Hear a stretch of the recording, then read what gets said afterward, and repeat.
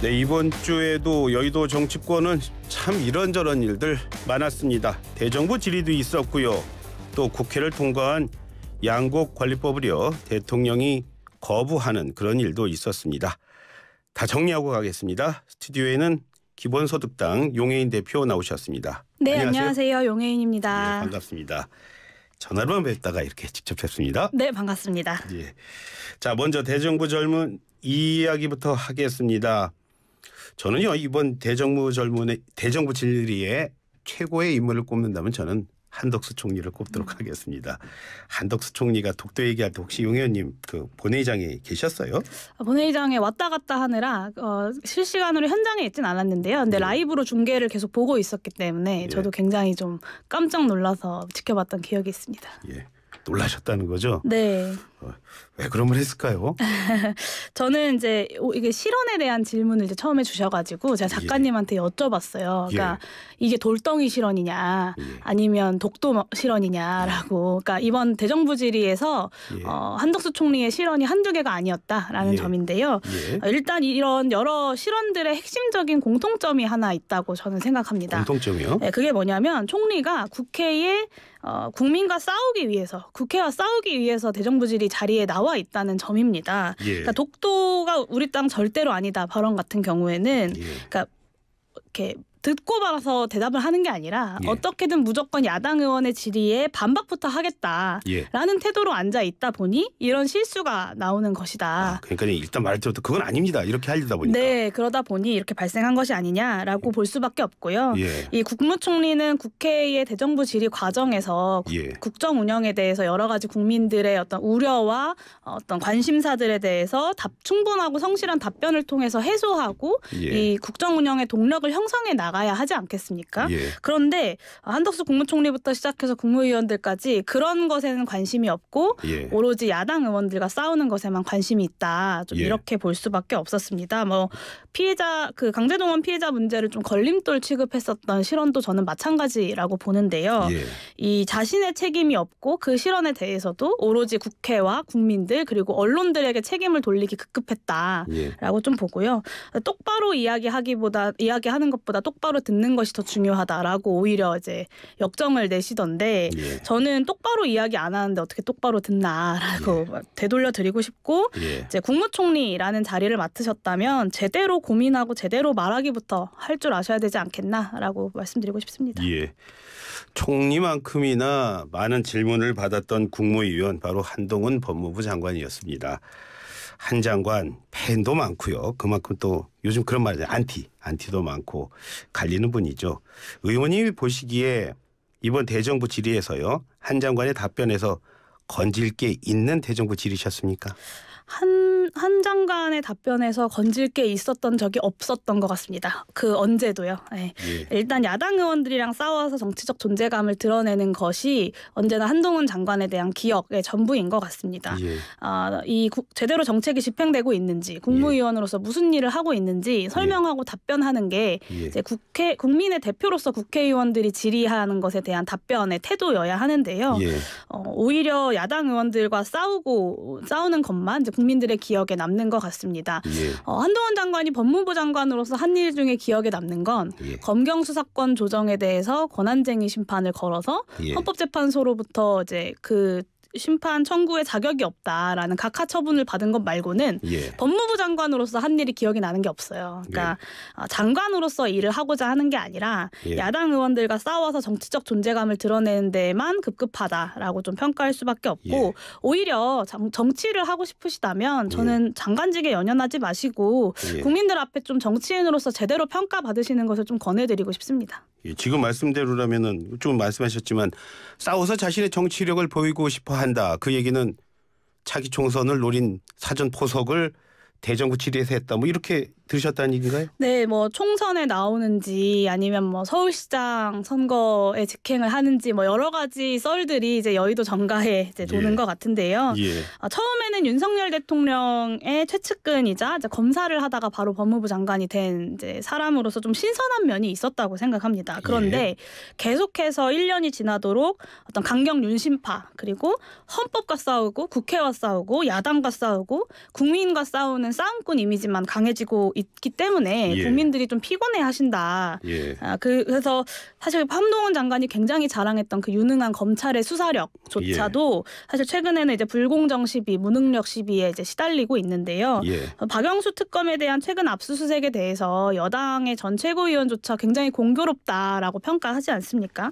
그래서 이 장관의 이 능력에 대해서는 좀 물음표가 붙는다라고 말씀드릴 수밖에 없고 아무튼 저도 정치를 하는 사람으로서 정치에 정도가 있다면 저는 원칙과 비전, 전망을 제시하는 것이 정치의 정도라고 생각합니다. 그런데 한동훈 장관이 뭐 언제쯤 이제 정치를 결심하고 출마를 선언할지는 모르겠지만 그 비전과 전망이라는 것 없이 그저 야당이랑 말싸움 잘하는 대통령 오른팔 말로는 정치를 오래 할 수 없을 것이다라고 저는 보고 있습니다.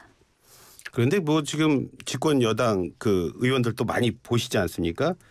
그런 분들 가운데서는 이렇게 그 한동훈 장관처럼 이른바 이렇게 뭐 거친 말도 하고 쌈딱이라고 하죠. 그러신 분이 별로 없잖아요. 그런 면에서는 본인에게는 좀 도움이 되지 않을까요? 근데 이제 거친 말이라 쌈딱이 잘 없다기보다는 이제 국민의힘에도 많이들 계신데 법무부 장관이 아무래도 이제 마이크도 많이 이제 받게 되고 발언의 기회가 많다 보니 좀 더 이제 주목을 받게 되는 경향이 있고요. 뭐 최근에 뭐 태영호 최고위원의 망언, 김재원 최고위원의 망언, 뭐 조수진 최고위원의 망언처럼 여당 지도부 내에서도 이제 망언과 여러 가지 논란들이 끊이지 않고 있는 걸 보면 여당에 그런 사람이 없다라고 보긴 좀 쉽지 않은 것 같습니다. 저희에게 또 용 의원님 숙제를 주시네요. 그런 분들 또 많이 차지하겠네요.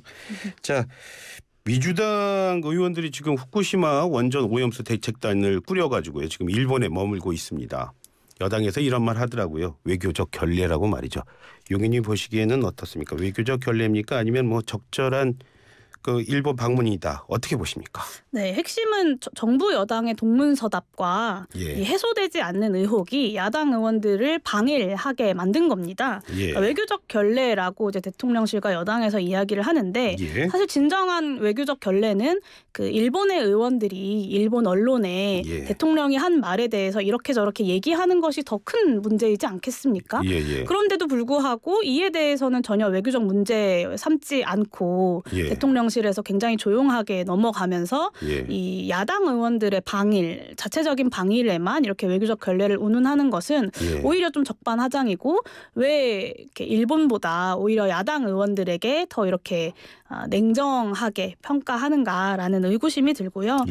일단 이제 그 후쿠시마 오염수 방출을 묵인하거나 이제 동의하는 태도를 보였냐라는 것이 이제 윤석열 대통령에게 갖고 있는 국민들의 어떤 의구심입니다. 그런데 앞으로 후쿠시마 수산물 절대 수입하지 않겠다라는 동문서답을 하셨어요. 그러니까 제대로 된 답을 한 적이 없는 거죠. 그래서 여당의 의원들의 이런 윤석열 대통령 지키기 그리고 이런 어떤 동문서답하는 태도 이런 것들이 결국에는 일본에 가서 직접 이 문제를 어떻게든 풀어보려고 하고 뭐라도 좀 해보고자 하는 야당 의원들이 나서게 만든 것 아닌가라고 보여집니다.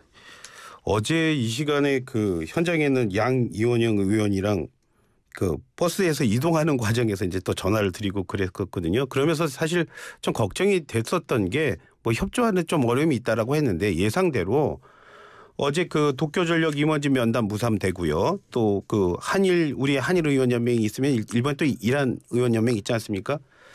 여기 면담 요청했다고 하는데 그때 거부했다고 하잖아요. 자, 이런 과정에서는 너무 준비를 안 하고 간 건가요? 아니면 그만큼 또 일본이 우리나라 의원들, 국회의원들을 무시를 하는 건가요? 어떻게 봐야 될까요? 저는 당연히 안 만나줄 거라고 생각했습니다. 그러니까 일본에 가신 의원님들도 아마 그걸 모르고 가지는 않으셨을 거라고 생각하고요.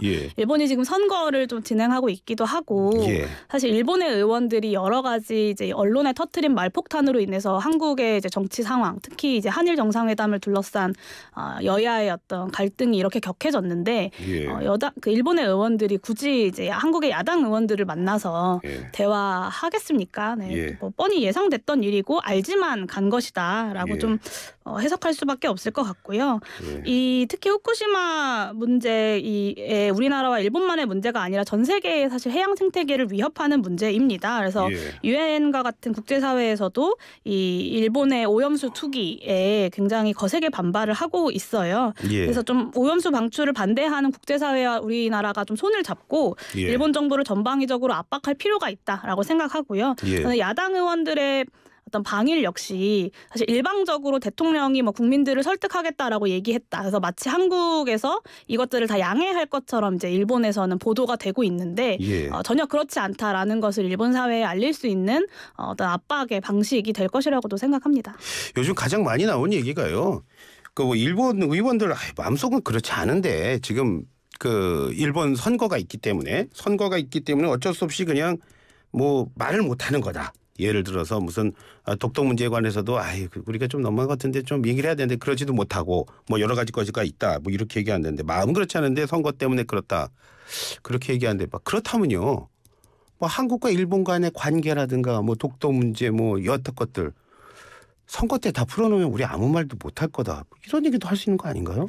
네, 그렇습니다. 그리고 마음으로 정치적 결과를 평가한다는 것은 저는 처음 들어봅니다. 그러니까 사실 정치는 국민들께 보여지는 행동과 과정으로 그 결과로 평가받는 것이지 저 사람이 어떤 마음을 갖고 있을 거다. 내심. 행동은 이렇게 하지만 다른 마음을 갖고 있을 거다. 라는 선의를 가지고 이렇게 대통령실과 정부 여당이 해석을 할 수 있다는 게 저는 참 놀랍고요. 저는 그렇게 선의를 가지고 상대방의 마음을 헤아릴 수 있다면 야당과의 관계, 국회와의 관계에서도 좀 그런 선의를 가지고 대화에 나서주는 것이 필요하지 않나라고 오히려 말씀드리고 싶습니다. 그렇게 어렵게 일본을 갔는데요. 그 공교롭게도 바로 그날 IAEA가 보고서를 딱 내더라고요. 그 중간 보고서 낸 거 보셨죠? 그 내용 보니까 어떠시던가요? 네, 이제 전체 보고서를 다 보지는 못했는데요. 네, 이제 두 가지의 문제가 있습니다. 첫 번째는 IAEA라는 기구 자체에 대한 문제 제기고요. 두 번째는 이 도쿄전력이 제공하고 있는 기본적인 데이터에 대한 문제 제기입니다. 그러니까 IAEA는 원전 국가들의 분담금으로 운영되는 단체라는 점, 그래서 원전을 가지고 있는 일본에 우호적일 수밖에 없다는 점이 이 기존의 조사 결과를 신뢰할 수 없다는 비판의 목소리가 좀 등장할 수밖에 없는 지점이고요. 그리고 지난 1월에 이제 국회에서 해외 전문가 초청 토론회를 했었습니다. 당시에 이제 도쿄전력이 제공하고 있는 4년 3개월 기간의 오염수 데이터에 대해서 불완전하고 부적절하며 일관성 없는 데이터 표본 추출의 문제를 지적을 했습니다. 그러니까 어떻게 분석을 하던 간에 기존의 데이터 자체에 문제가 있다면 이 보고서 역시 신뢰를 잃을 수밖에 없는 문제가 있다고 볼 수밖에 없습니다. 지금 말씀하셨지만 그런데 유엔 기구가 다 그렇잖아요. 근데 뭐 분담금을 잘 사는 나라에서 많이 낼 수밖에 없는 게 현실인데 그렇다고 유엔 산하기구인 원자력의 최고의 전문가들이 모인 그런 집단이고 기구인데 거기에 또 우리가 일방적으로 맞서는 것도 모양새는 썩 좋지 않을 것 같은데 그렇지 않나요? IAEA와 맞서냐 아니냐의 문제는 아니고요. 저는 핵심은 국민 불안을 어떻게 해소할 것인가라고 생각합니다. 그러니까 누가 어떤 기구에서 뭐라고 보고서를 내든 그 보고서에 만드는 과정과 그 보고서의 데이터가 우리 국민들이 신뢰하고 납득할 수 없다면 어떤 보고서도 사실은 우리 사회에서 이렇게 인정받기가 어려울 것입니다. 그래서 결국에는 정부가 강력하게 일본에게 제대로 된 데이터를 요구하고 그래서 이 과정에서 독자적인 환경위험 평가를 대한민국 정부가 수행을 해서 국민들이 납득하고 신뢰할 수 있는 결과 분석 보고서를 만들어내는 것이 저는 가장 중요하다고 생각하는데요. 근데 지금 뭐 한국에서는 한국에서 우리나라 원자력 안전위원회가 일본에서 제공받은 자료조차도 공개하고 있지 않은 상황입니다. 그래서 도대체 어떻게 국민들을 일본 의원의 이제 일방적인 주장이라고 이제 대통령실은 이야기하지만 대통령께서는 어떻게 우리 국민들을 설득하겠다고 생각하시는 것인지 저는 묻지 않을 수가 없습니다. 취재 현장에서 보면은 저희들은 사실은 그 의원님들이 가장 부러운 게 그런 거 아닙니까? 우리가 이렇게 접근 못하는 어떤 자료들을 제공받을 수 있는 지위에 있지 않습니까? 그런 거 많이 하셔야겠는데요? 네, 그런 노력들을 이제 여러모로 다양한 사안들이 터질 때마다 하는데요. 이태원 참사 국정조사에서 많은 국민들이 보셨다시피 사실 자료 자체를 이제 정부가 많이 갖고 있기 때문에 요구는 하지만 사실 정부가 없다고 해버리거나 아니면 좀 부실하게 제출해버리면 그 자체로의 한계를 가질 수밖에 없습니다. 그래서 이런 좀 국민적인 관심이 높은 사안에 대해서는 정부 여당이 좀 국민들께 제대로 설명하려는 의지를 갖는 것이 1차적으로 중요할 수밖에 없고요.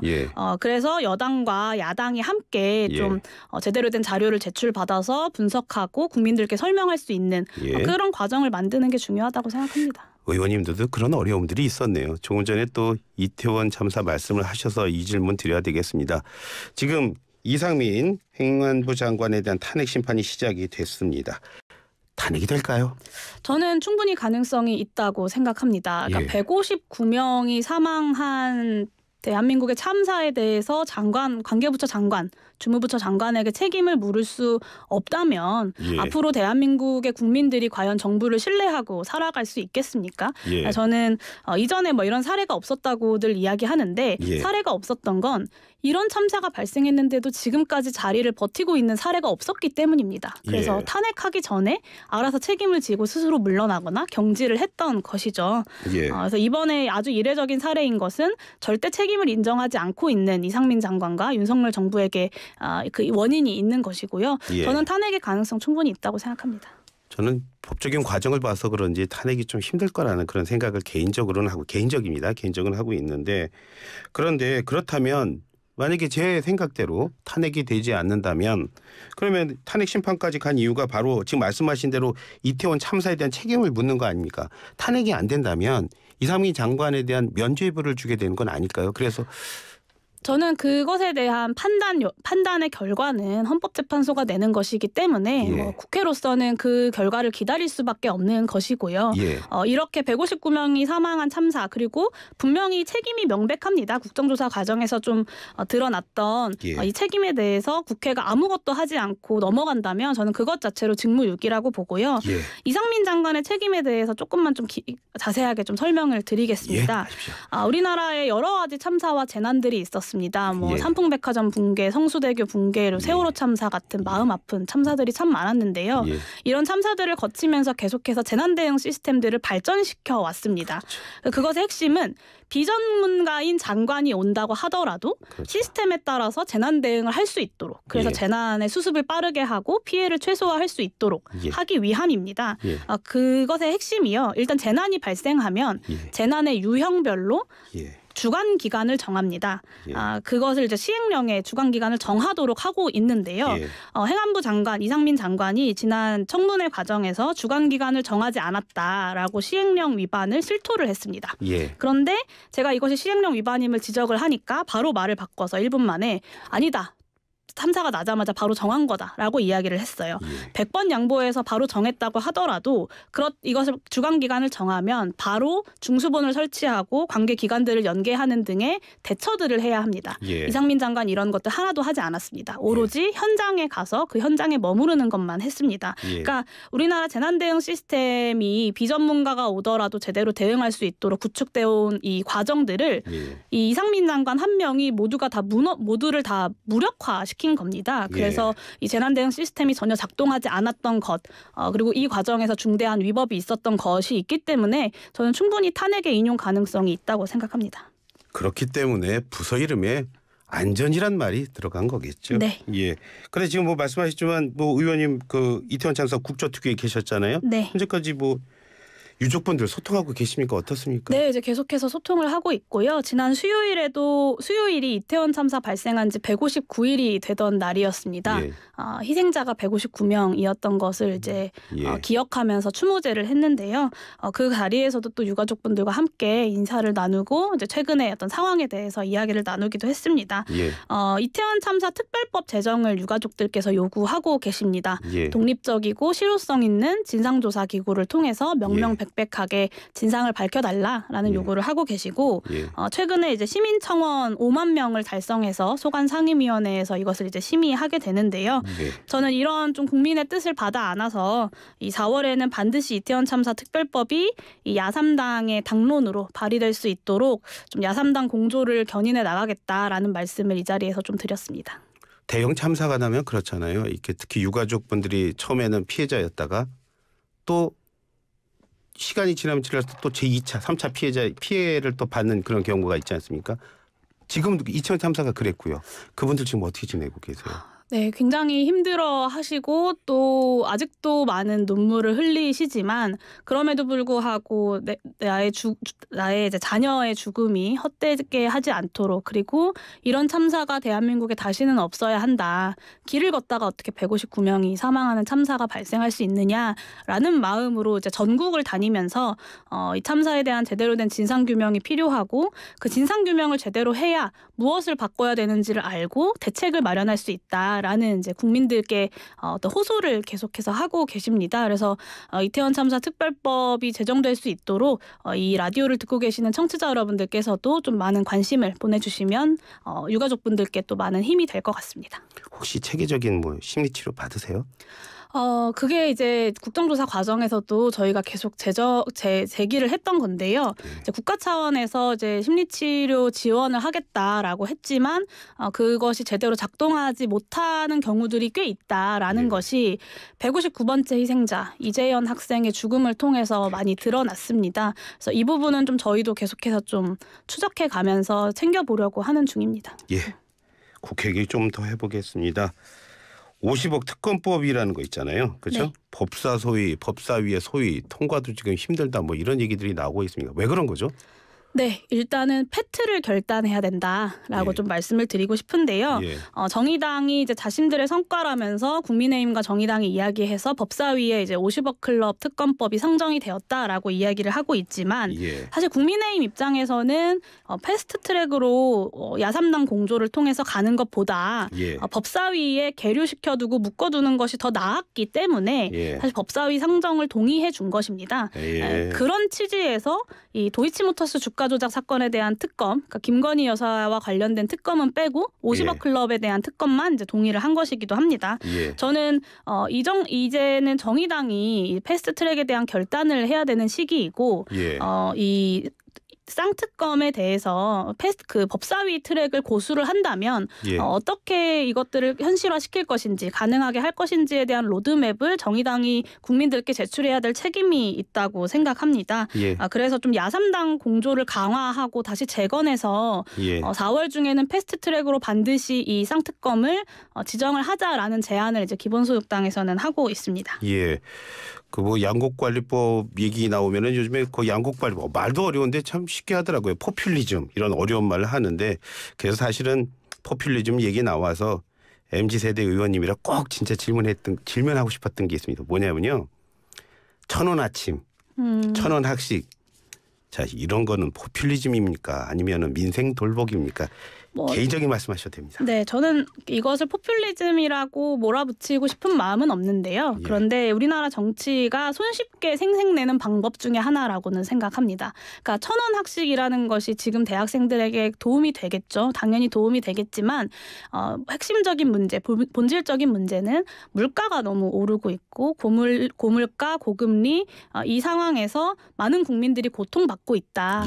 이것이 핵심입니다. 그런데 많은 국민들께서 답답해하시는 것처럼 사실 최근에 국회에서 이에 대한 근본적인 대책들은 전혀 논의되지 않고 양당 간의 어떤 감정 싸움들만, 정쟁들만 오고 가고 있는 것이 현실입니다. 그래서 1,000원 학식에 대해서 이제 여야가 힘을 모은다고는 하는데, 저는 이 1,000원 학식에 대해서 힘을 모으는 것을 계기로 우리나라 국회가 조금 더 본질적인 이 고물가, 고금리 경제 위기 상황에서 국민들의 짐을 덜 수 있는 대안들을 논의할 수 있는 출발점이 되었으면 좋겠습니다. 오늘 말씀 뭐 여기서 줄여도 되겠죠? 네. 지금까지 기본소득당 용혜인 의원과 얘기 나눠봤습니다. 고맙습니다. 네, 감사합니다.